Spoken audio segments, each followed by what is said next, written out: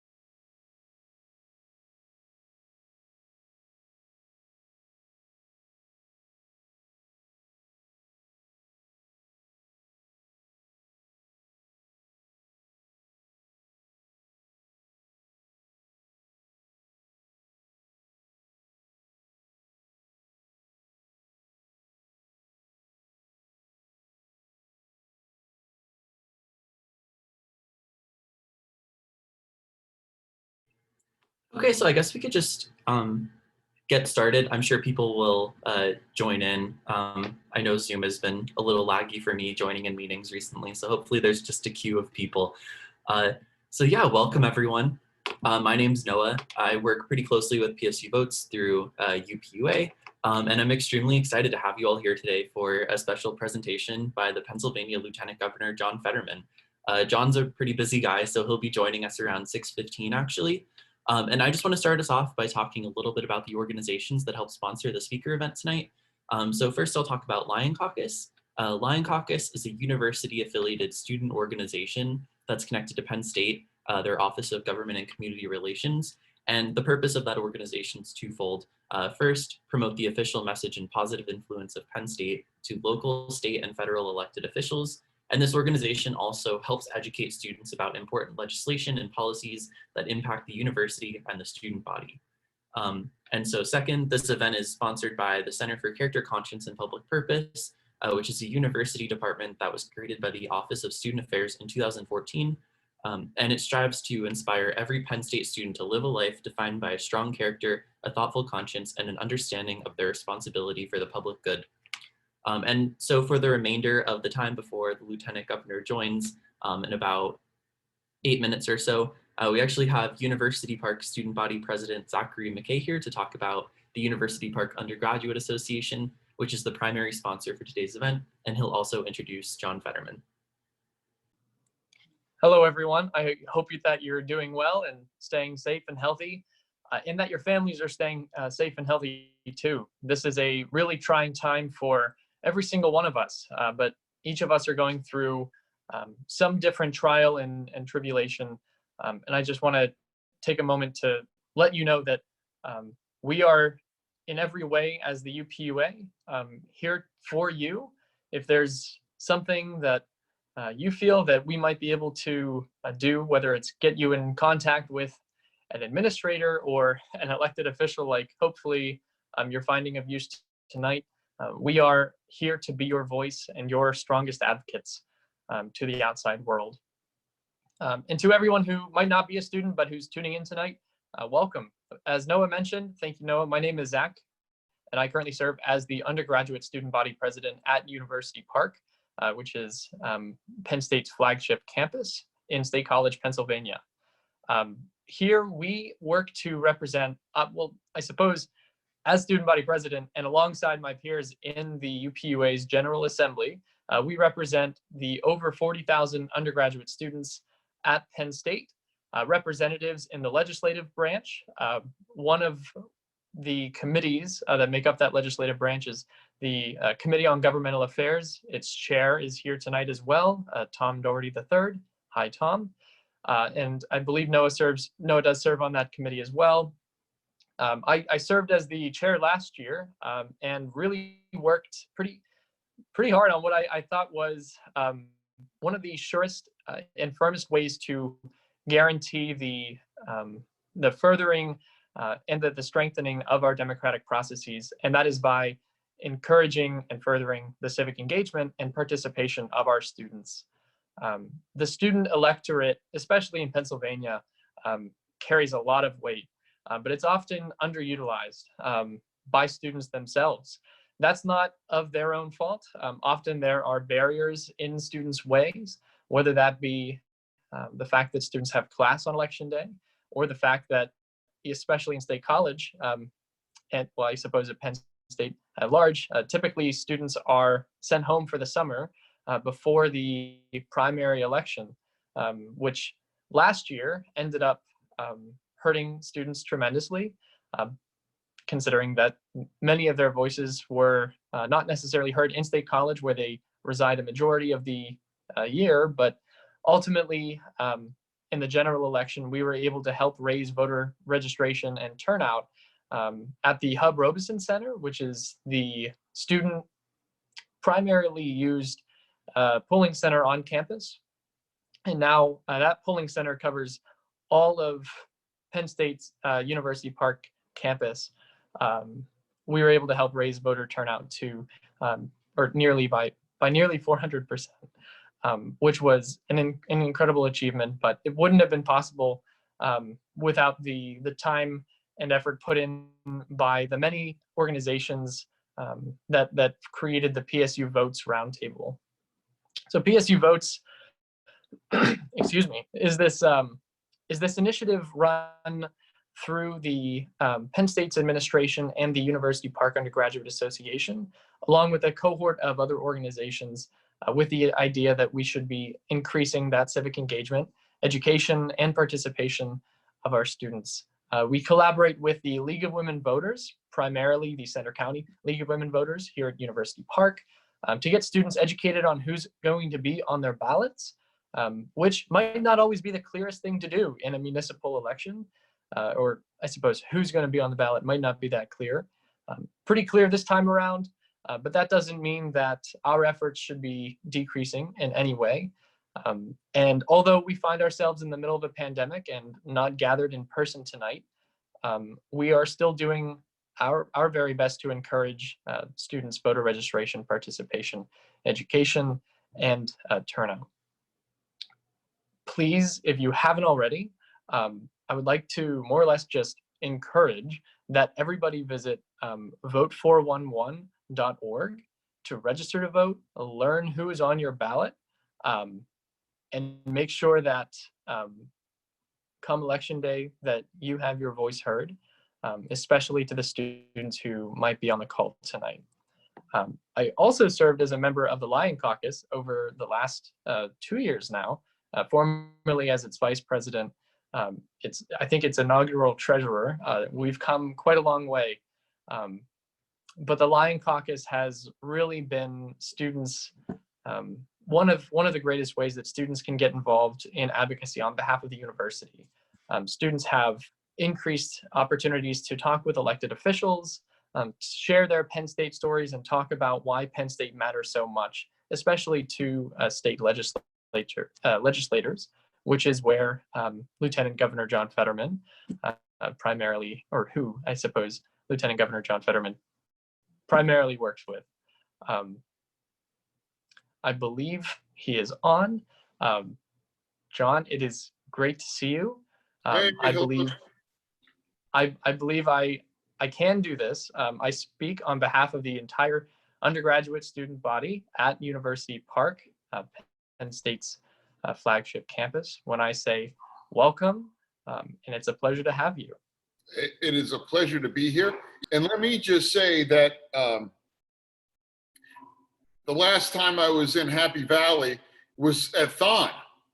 And that spectacle, like honestly, it blew my mind. I couldn't believe it. I was honored. I got a chance to get up and say a few words on that stage, and I've never seen anything like it. It was extraordinary. And so like mind blown, and all that was before the world just kind of spun off its axis. So I get kind of nostalgic of how strange it seems right now to be able to just go into a room full of thousands and thousands of people dancing and sweating and being, on top of each other, not socially distancing, but here we are in 2020. So I can't wait to get back out there, but at least I can join in this virtual space. So thank you for having me, truly.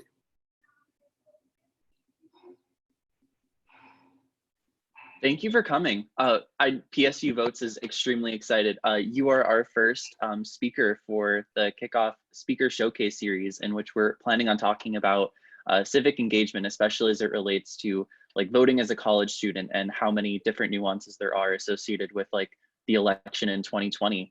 And so I was really hoping if you would be able to talk a bit about perhaps what it means to be civically engaged as a college student, and then also just share kind of your thoughts on voter registration, which is extremely important coming up, and requesting an absentee ballot. And I want to thank you again for coming today. My pleasure. Thank you. So I am going to walk a straight line down bipartisanship or nonpartisanship in terms of what I'm going to say. But I'm also going to say things that are factually true in kind of the world that we're living in right now. I know many wonderful, great people. I'm a Democrat. I know many great, wonderful Republicans. My parents, like for example, are Republicans. But right now, it's the most consequential election of our lifetime.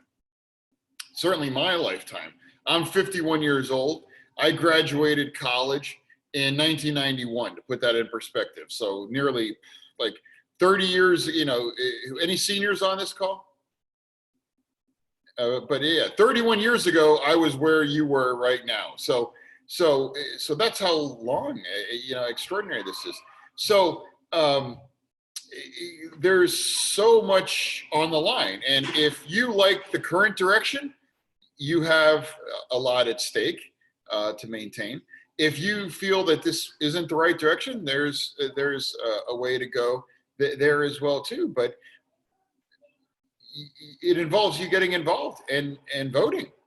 And now, as a college student, I want to confess right now in front of everybody here that I was not civically engaged when I was your age. I'm embarrassed to say that now, but when I was a 21-year-old, we were listening to Def Leppard, and we weren't exactly splitting the atom on a lot of these things.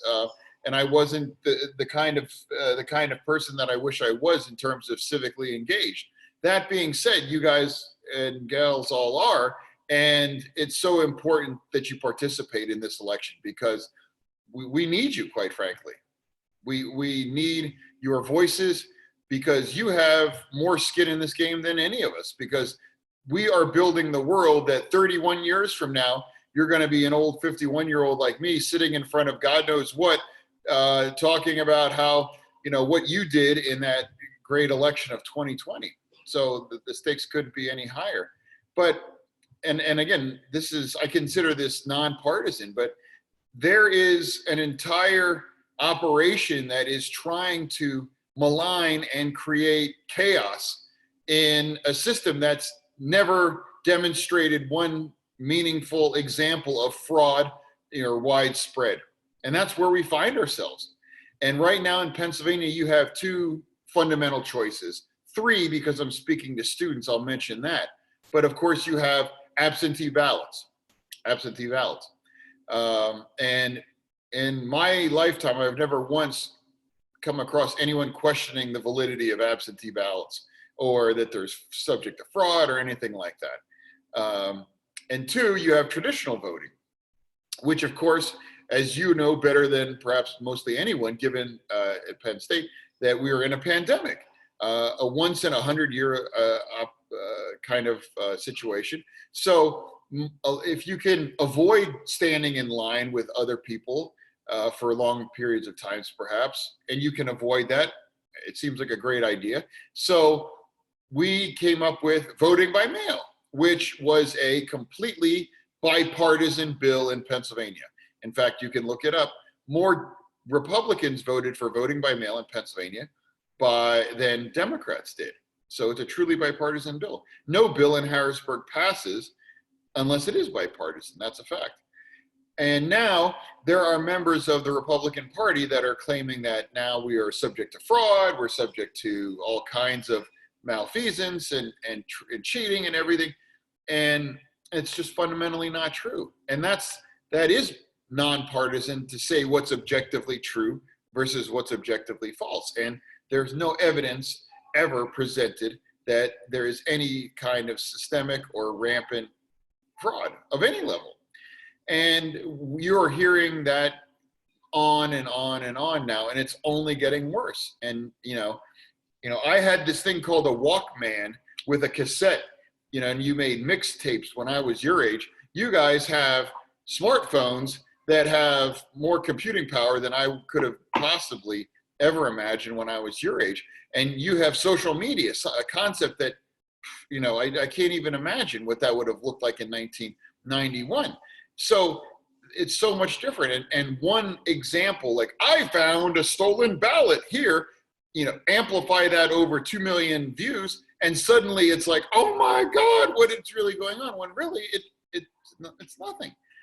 But that's the world that we live in right now. And you all, as young and particularly engaged and super savvy on social media, have to understand that what you see on social media isn't a true reflection of the reality of it is. We had our June primary, and I'm sure most, if not all of you voted in that. And there wasn't one documented example of voter fraud, not one.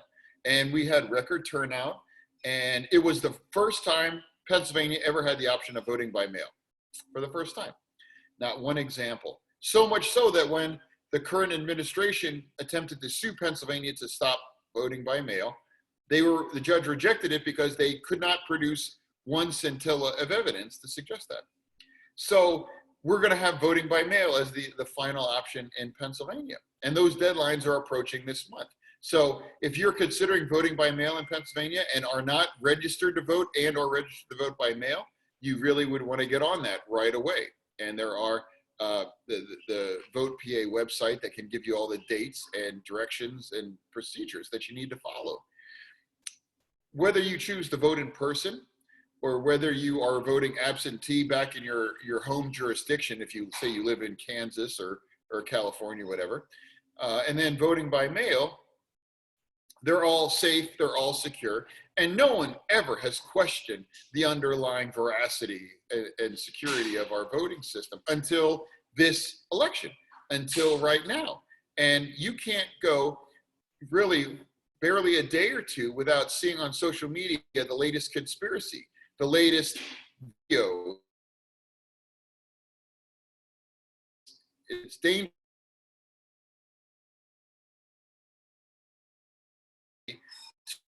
Have a way that understands that it's not, I mean, it's not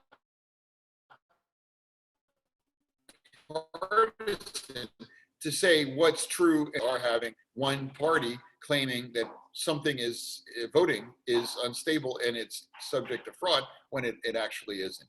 So being engaged right now has been never more important. And I don't know how we got here, quite frankly. I really don't. I never would have thought, you guys were probably, 1 or 2 years old, but I remember a debate with Al Gore and George Bush. And the big scandal in that presidential debate was Al Gore exhaling, like, oh God, like eye rolling at something George Bush said. And that's like, the record scratch, the wheels, the brakes screech kind of moment, like, what? And that wouldn't, it's a different era, and it's going to change permanently, regardless of who wins in November, whether it's Trump or Biden. I don't see us getting that toothpaste back in the tube. So what does voting look like? What are elections look like? What is the definition of being civically engaged? It's changed radically, and it's changing day to day. And let me tell you, I fundamentally believe this and have said it. Pennsylvania is going to pick our president. I was on CNN today. I was on MSNBC. I'm not saying that as a humble brag. I'm saying that, I'm putting this information out across the airways. Voting in Pennsylvania is secure, it's stable, and we are going to get a result that everybody can trust is going to reflect the democratic will of Pennsylvania. Not democratic as our party, but democratic as the concept that should have and should unite all of us in terms of one vote, one voice. And there's going to be others that are going to claim that you can't, and without any evidence. So the work that your guys are engaged in doing is never more critical and never more appreciated. And I'm grateful to be here. So. Thank you so much for being here. Just along the lines of some questions that we have for you. Outside of voting, what do you think civic engagement looks like, not in like the election season? I think it starts and begins if you're involved on social media, being responsible and being courteous. I have a hard and fast rule is I wouldn't say anything to someone on social media that I wouldn't say to them in person. And there is civically engaged. It's so easy now to flame somebody. It's so easy to call them a name or to whatever it is online now. It doesn't cost anything. But the further we are removed from each other, the more likely it becomes to get abusive or to be dismissive or not to understand really that they're just a different person. And I think you can't separate the two. Some people might say, well, I'm civically minded. It's like, well, I think that also needs to extend to your digital life too. And because it's now hopelessly political online, it's like not giving into that. I mean, it might be tempting to want to go off on someone or to dunk on somebody or to, like kind of get into the mud with them. And it just, I refuse to do that ever. And I think that's critical. I mean, great, vote. You should. I'm sure all of you are. Educate yourself on the issues too. But I think increasingly how we conduct ourselves online, how we represent, our candidates, our beliefs, our ideologies, our party, whatever is critical, and not giving into that kind of churn and darkness and viciousness that is so prevalent on social media. Thank you so much, Lieutenant Governor Fetterman. One other question that I had that I think could really help guide discussion is to what extent should we as a society be concerned that young people, especially students, are less inclined than earlier generations to engage with former touchstones of citizenship and democracy, such as voting and following news about other public affairs and just being civically engaged in general. And then just kind of transitioning with that as well. Can you talk a little bit about how important you consider the collegiate vote, especially in the 2020 election? Oh my God. Well, let me work backwards on that one. The collegiate vote is so critical.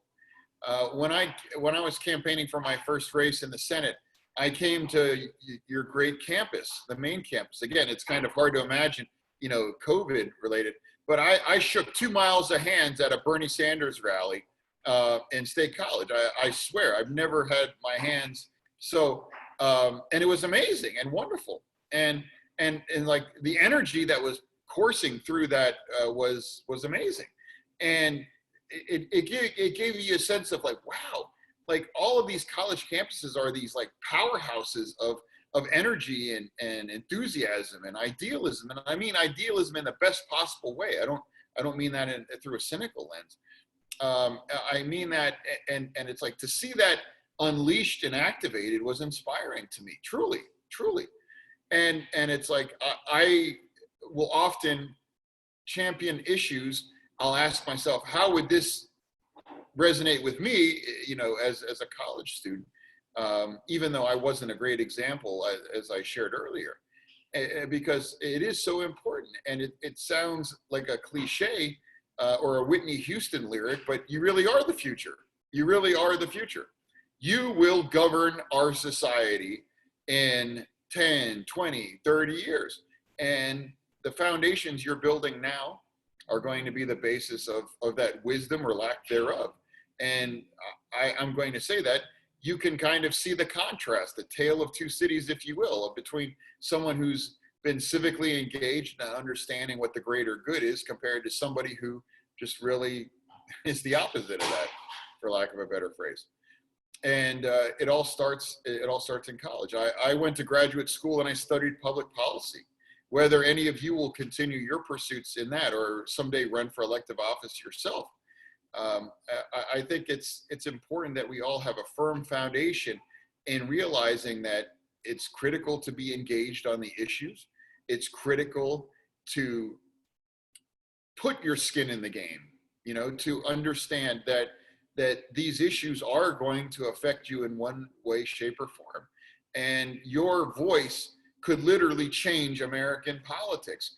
If you voted in mass and the same levels of other demographics, you would be a force that would be absolutely critical and you would reshape American politics. And I'm here for it. I got to tell you, in terms of civic engagement, I'm forcing as best to have, for example, have Pennsylvania legalize marijuana, not because I can't wait to go light up a fatty, but just because it's an issue that has punished tens of thousands of Pennsylvanians every year. And it's an issue that I haven't met a young person, quite frankly, that disagrees with that, you know, and that, you know, I haven't met a young person that doesn't subscribe to a lot of the better angels of our society that we're trying to channel in this current environment. So it energizes me every time I'm there. And I'm grateful for that balm of that optimism and that engagement. Are the boundaries of civic engagement changing for young people online, especially living in the era of COVID? Yeah. I mean, the boundaries, what boundaries? I mean, you can go on there and be as chaotic and vicious and mean as you want to. And I don't think that's a good thing. I mean, I'm a First Amendment absolutist, but at the end of the day, though, just because you can doesn't mean you should. And that question relates back to what I had said earlier, where we're in an era that it's like, man, civic engagement must include your digital life if you're going to have any kind of mention about politics or otherwise, because people are going to draw conclusions about your ethnicity, your political beliefs, your whatever it is, based on how you conduct yourself online. And it's like flaming somebody, being racially insensitive, being cruel, being, I mean, whatever you want to call it. It's like you don't have to agree with, and you're going to disagree with a lot of what you read online, but just not you know, being in it but not being of it, I would say is absolutely crucial, because there aren't any boundaries anymore online in terms of engagement online. And I think that's a mistake. I wish every social media account like Twitter would mandate that you have to have your picture and you have to be verified as you know, if John Fetterman's going to be on Twitter, you're going to know that it's really John Fetterman. And because I think you would eliminate 95% of the cruelty online, because some relative amount of anonymity allows you to be and say things that you wouldn't otherwise say. Like, for example, I'll give you a perfect example. Dr. Levine, our health secretary, has been subject to some of the most vile, hateful, awful things that I've ever seen anyone subjected to. You know, you can disagree with her views, her decisions, her policies. That's democracy. But the level of vitriol and cruelty I've seen directed at her took my breath away. You know, I get called lurch, I get called dumb, I get called whatever, and that rolls off my back. But the kind of things that were directed at Dr. Levine are many deviations beyond what I don't know or understand the dark place it comes from. And that's the kind of civic engagement that is poisoning our society, and it's unacceptable. And it's a great question that you asked. And I just have to tell you, seeing just how dark and cruel it is when you go on one of those threads and you see the things that people will say, and attacking the very essence of who she is, and her community. It's astonishing. I have never seen anything like it. So it's simple in theory and harder in practice, but just a modicum of kindness would go a long way. I may not agree with, X politician or X person, but I would never, ever, ever go online to say some of the things that I see. Thank you so much. I completely agree. Like, living in this vitriolic environment is sometimes incredibly overwhelming.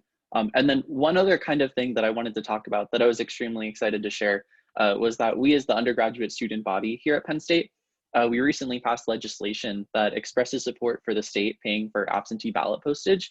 So I wanted to thank you for your hard work on enabling students to vote through that way. And then another part of that legislation also created this educational campaign that we're starting on that's meant to educate students about how to avoid being disenfranchised from not including their ballot in the secrecy envelope.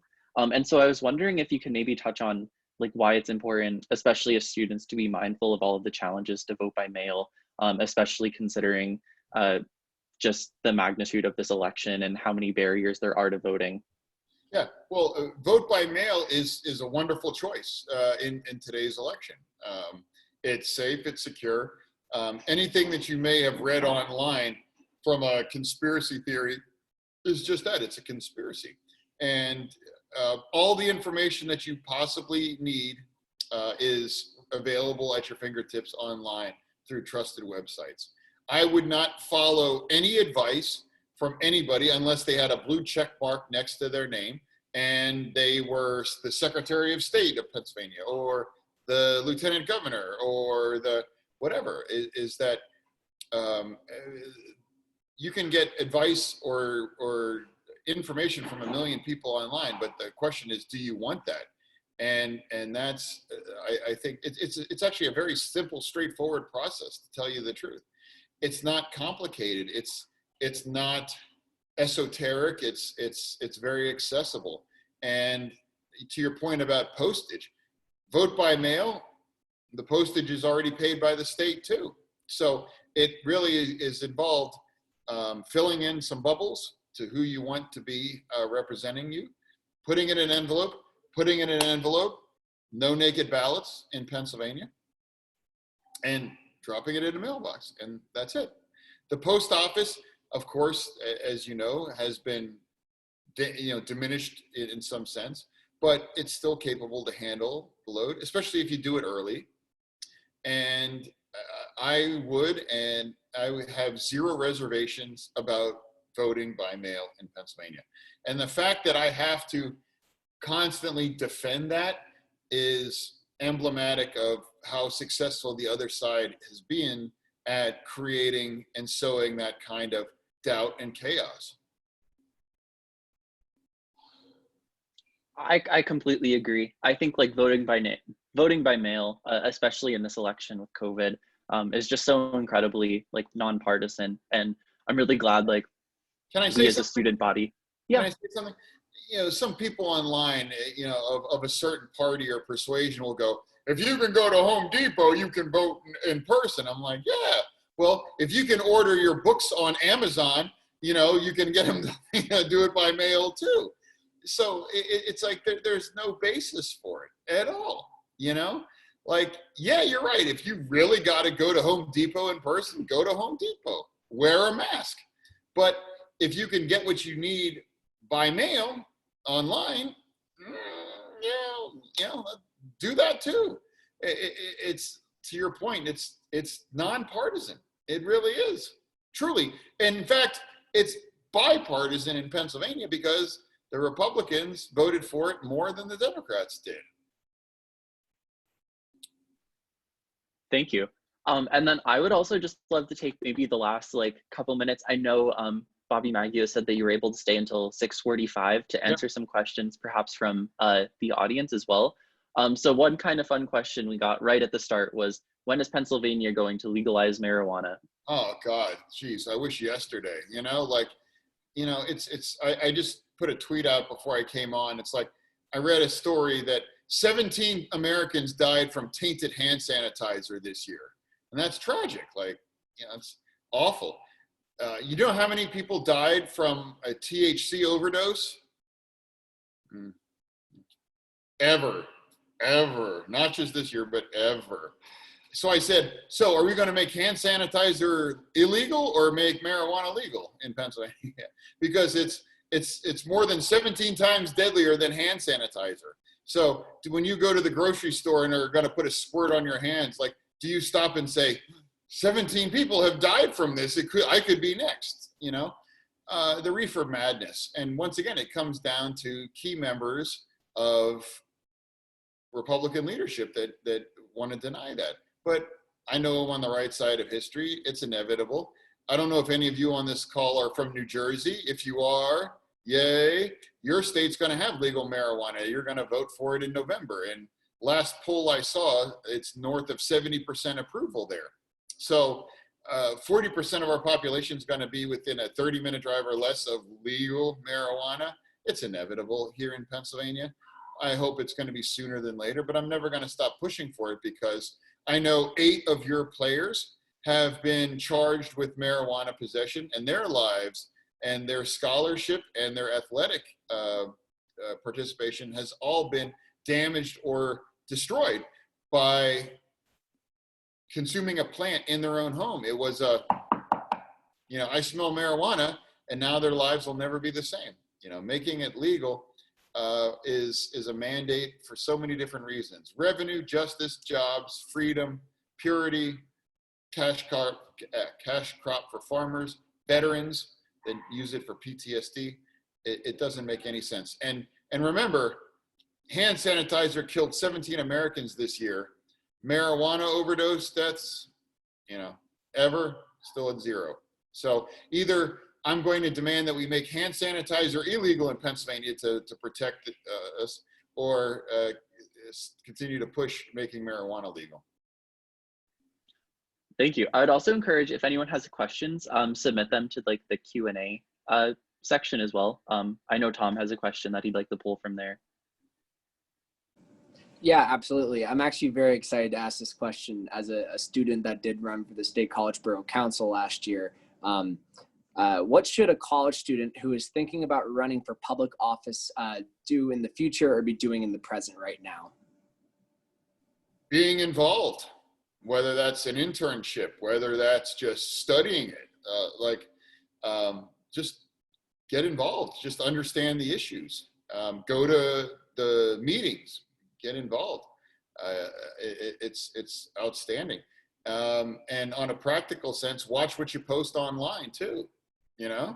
It's like, I can't tell you. I mean,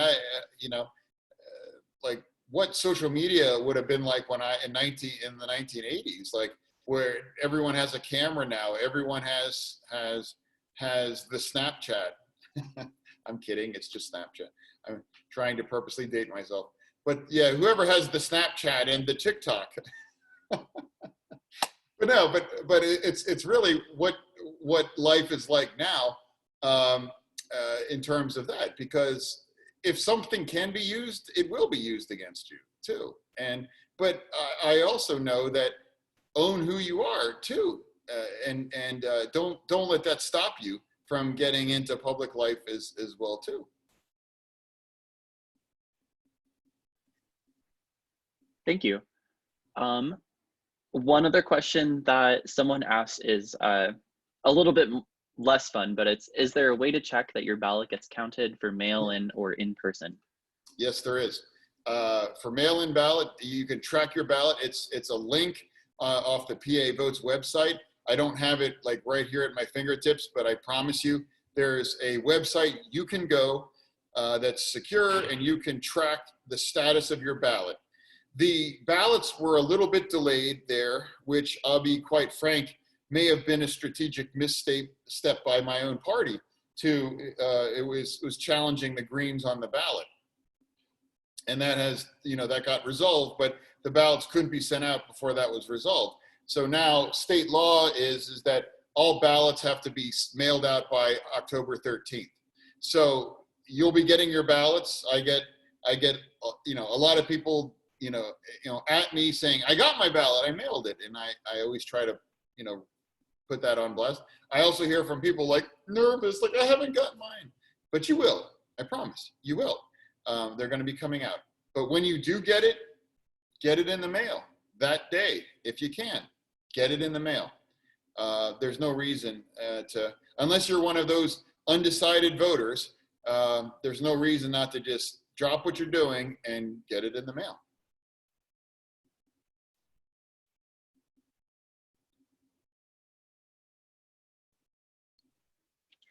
Thank you. It's really challenging, like being in this environment in which there's so much like uncertainty about whether or not your vote is counted. And it's like, it's very reassuring to hear that there's that link in which you're able to track it. Your vote will be counted, and it is tracked, and it's completely secure. Please understand that.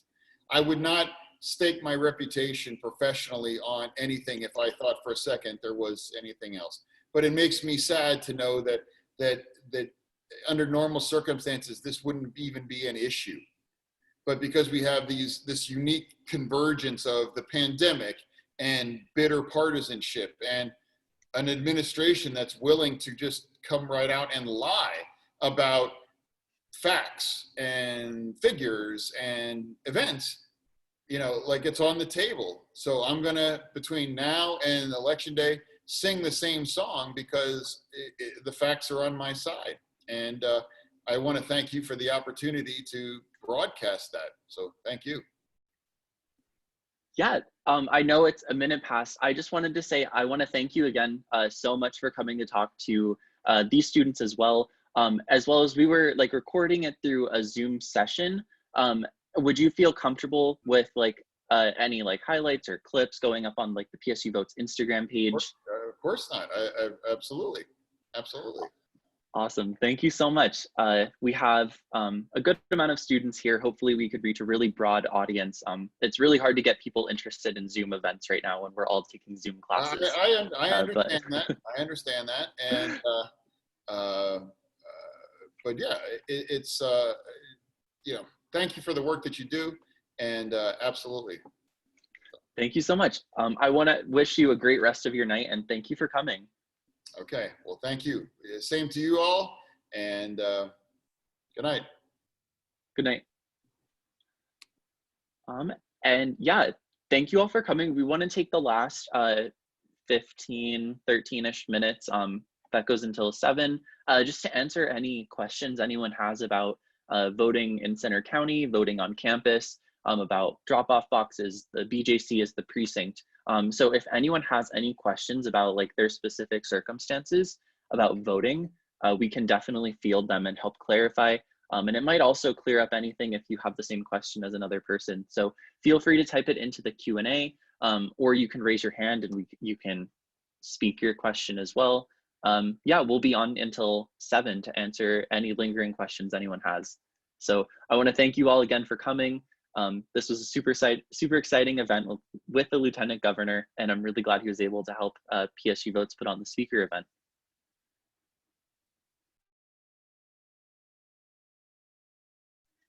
Someone asked, where can we get a recording of this? We will be taking little clips from what the Lieutenant Governor says, and perhaps creating just kind of highlights and putting them on the Instagram page at PSU Votes. So if you don't already follow that Instagram page, go give a follow. We only have one post so far, but hopefully more to come between now and Election Day. Someone said where Dropbox is located in State College. I don't know if Tom or Grace, you want to also add in on that. I know there was a little bit of trouble getting one outside of the hub office. Grace, do you have any updates on that? I know you were talking about that with Tim. Yeah, I would say, because I don't think a lot of people know this yet, but the BJC will be offering the service to come and like anyone in Center County can go get a mail-in ballot there, fill it out there, and then like leave it there and they'll mail it out. So you have that option really soon. So if you don't want to apply for a mail, you still have to apply for your mail-in ballot and bring it in with you. And then you can go to the BJC and drop it off and stuff like that. So I would strongly suggest people do that. But just look up drop boxes around the area. And I know we're working on getting one in the hub, but there were like legal issues for a little bit, but we're working on getting more drop boxes. Thank you. And Tom, do you want to talk a little bit about the BJC early voting that we were talking about earlier today as well? If you can kind of explicate that a bit. Or are you frozen? He might be frozen.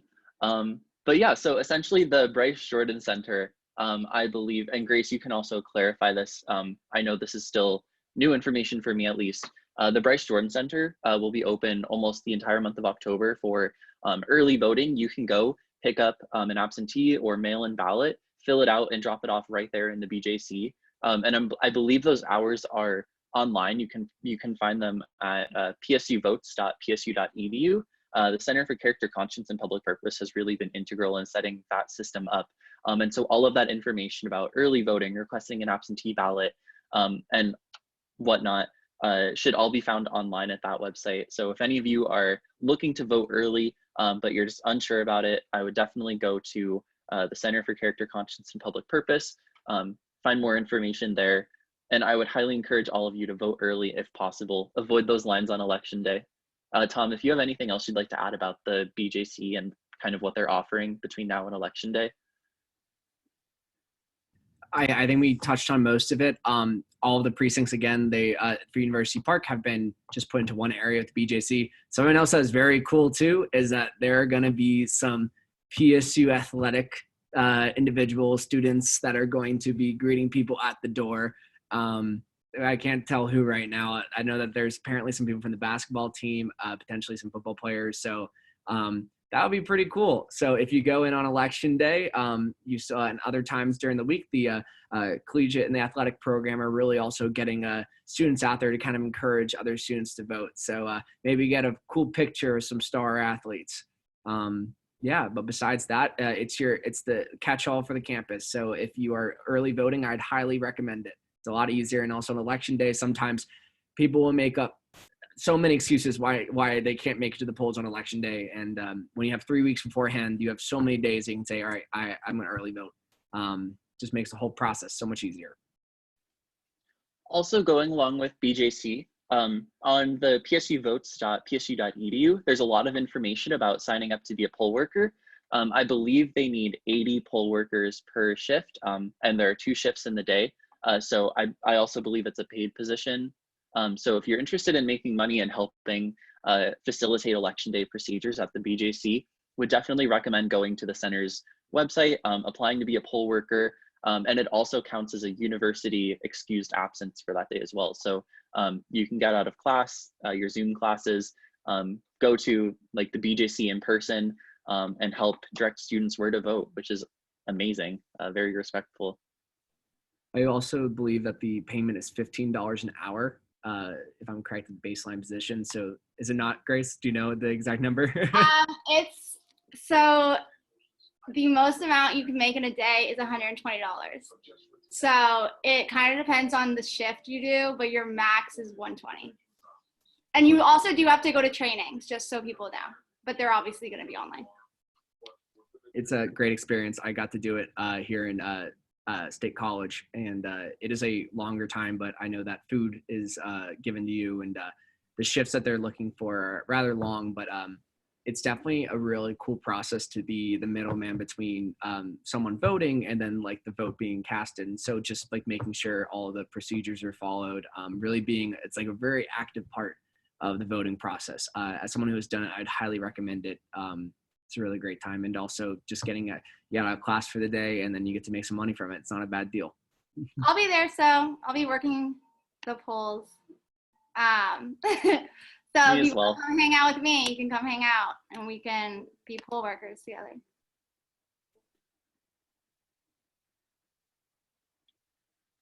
If anyone has any other questions that they'd like to ask, definitely put them into the Q&A. Someone shared the ballot tracking link, Lily Russell, and the Center County Dropbox locations. I'm not sure, am I able to, I don't know if I'm able to share this, and I don't have a chat tab. But yeah, essentially all of that information and all of those links could also be found on psuvotes.psu.edu. It's a really great collection of all of those links, resources, key dates to remember as we get closer to election day. And then another just reminder, last day to register to vote is October 19th. So if you're looking to just change your address or change your precinct, whatever, definitely would do it by October 19th. One person asked, how does someone apply to become a poll worker? Do you want to take that, Grace or Tom? Grace, if you'd like to. I think you probably know more about this at this point. Yeah, so all you seriously have to do is type in PA poll worker, and it'll come up with a bunch of links. So if you're at home and you want to be a poll worker too, and it'll ask a couple questions about your experience or whatever, and then you just sign up and they'll email you or text you. They've been texting me, but yeah, you just look it up on Google and sign up. It's definitely worth it. Thank you. One other kind of Oh, we have someone raise their hand.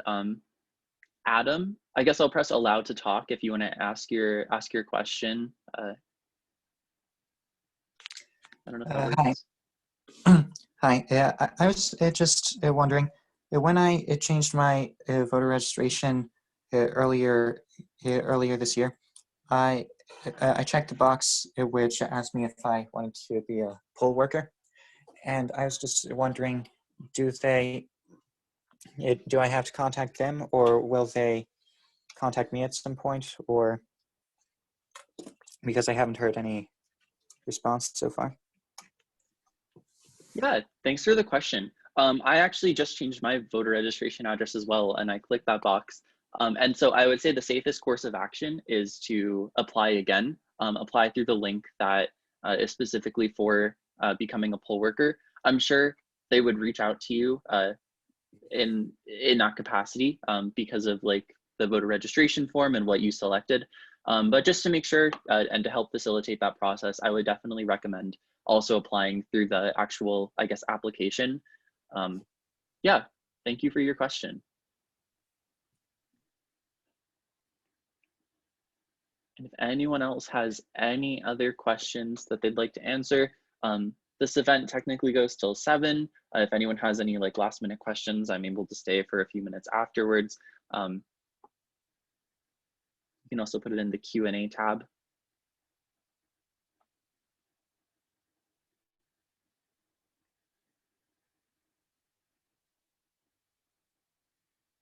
Tom, would you want to talk perhaps a little bit about in-person voter registration that's happening? Absolutely. All right, so we are planning on being in front of the hub, and we're currently working with ResLife also to try to see if we can get RAs to start registering students to vote. Hopefully, if that goes through tomorrow, that will be the plan throughout all of ResLife and all the dorms, which would be very cool. Besides that, until that is in place, we are going to be tabling outside of the hub at the hub patio staircase every day from 11 to 3 for this next week. We're going to kind of see how it goes, and then we're going to continue doing it if we're having a great turnout. We are going to be following all proper procedures, wiping down every pen, every clipboard that someone else touches. We're going to be wearing PPE, you name it. We're going to be following CDC and university guidelines. So if you do have to get registered to vote, or if you know that you pass by the hub on your way to class, maybe just stop by and give us your time so we can be able to register you to vote and give you some more information on the election. But more to follow along the lines of ResLife. If that goes through, if you are currently on campus, maybe you'll hear something soon about RAs getting students registered to vote. Thank you. And if anyone else if no one else has a question, I might end the webinar. Any sort of last minute questions, discussion points, anything that anyone wants to bring up that we can address as a group, help explicate any information, please do so maybe in the next like 20 to 30 seconds. If not, I want to thank you all for coming. I know a majority of people have left already, but this was the first speaker event that we're looking to have. Hopefully we're going to be bringing someone right before Election Day, promoting it a little bit earlier as well, hopefully getting larger crowd. Yeah, I want to thank you all for coming. Thank you guys so much. Real quick, if there's anybody left, raise your hand in the chat if you have registered to vote. I've seen McCullough come in. Yes, there we go. I had a thing I meant to do. Wait, I forgot I had this. I don't know. There we go. Give a quick, they just want to figure out, 5 people responded to the yes without an exclamation mark. That's okay. All right. Thank you guys so much. If you haven't registered to vote, please go register to vote. It's very easy. So only 5 with no exclamation point. I don't know. All right. Thank you all for coming. I hope you all have a great rest of your night. Okay. Bye now.